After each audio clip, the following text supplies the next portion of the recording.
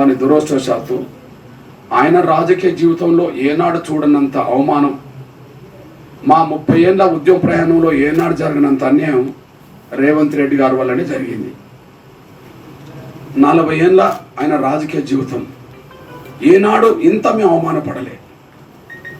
30 ఏళ్ళ ఎంఆర్పిఎస్ పోరాటం ఇంత రాజకీయంగా ఎప్పుడు మేము అన్యాయం గురిగాలి. ఎంఆర్పిఎస్ మేము ఉద్యమం మొదలుపెట్టినప్పుడు కనీసం తెలంగాణ నుంచి మాకు నందెల్లే గారు ఎంపీగా ఉన్నాడు, మాదిగా అని చెప్పుకునేవాళ్ళు. వాస్తవానికి 6 ఎస్సీ పార్లమెంటు నియోజకవర్గాలు ఉమ్మడి ఆంధ్రప్రదేశ్లో ఉన్నప్పుడు 5 మా మాలల చేతికి వెళితే తెలంగాణ నుంచే 1 సిద్దిపేట మాకు వచ్చేది. ఆ సిద్దిపేట నుంచే నందెల్లే గారు గెలిచేవాడనే విషయం అందరికీ తెలుసు. అంటే ఉద్యమం ప్రారంభ దినాల్లో కూడా మాకు తెలంగాణ నుంచి ఒక ప్రాతినిధ్యం ఒకరు. సంపత్ కుమార్ పేరే అందరికి తెలుసు కదా. మరి సంపత్ కుమార్ ఎందుకు అర్హుడు కాకుండా పోయింది? ఆయన సొంత జిల్లా 180% ఎస్సీలో మాదిగలు ఉన్న జిల్లా నాగర్ కర్నూలు జిల్లా.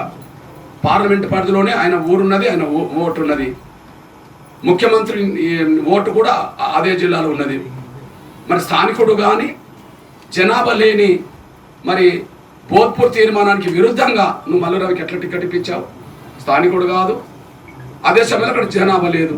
మరొక వైపు భోజ్పూర్ తీర్మానం ప్రకారం ఒక కుటుంబానికి ఒకటే ఓటు. మరి ఆయనకి ఎందుకు ఇప్పించలేదు? సంపత్ కుమార్కు ఎందుకు ఇప్పించలేకపోయా? ఇక్కడ నాకు అర్థమవుతుందంటే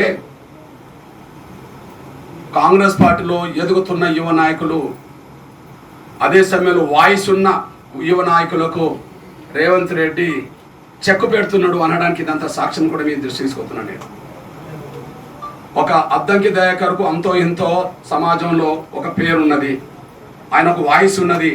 కాబట్టి ఆ వాయిస్ ఉన్న ప్రతినిధి రావద్దని చెప్పి ఆయనకు చెక్కు పెట్టడం జరుగుతుంది. ఆయనకు చెక్ పెట్టడానికి కారణం ఏంది?